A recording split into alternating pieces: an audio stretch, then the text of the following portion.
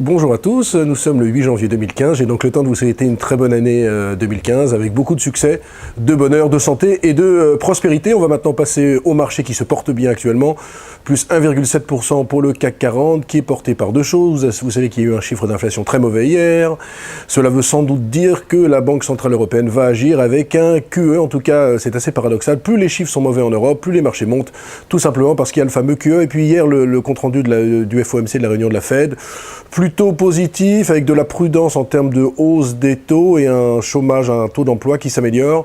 Il faut bien comprendre que la Fed va être obligée quand même de relever ses taux cette année, puisqu'on ne peut pas avoir des taux à zéro avec une croissance entre 4 et 5%.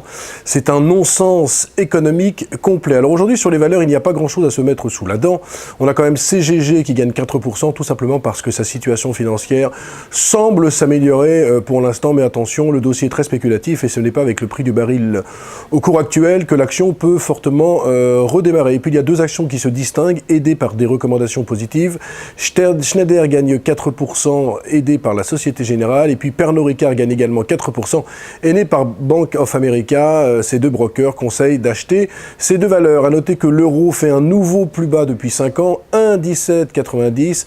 Il faudra voir quel sera l'impact sur l'économie européenne, il faudra savoir quel sera l'impact sur les entreprises européennes, mais on peut d'ores et déjà dire que le premier trimestre 2015 et le quatrième trimestre 2014 devraient voir des effets de change positifs sur de nombreux grands groupes, comme notamment Airbus, Safran dans la défense, ou encore LVMH dans le luxe. Voilà, très bonne journée à tous. N'oubliez pas demain les chiffres du chômage américain, ce sont des chiffres importants, ce sont des chiffres de décembre.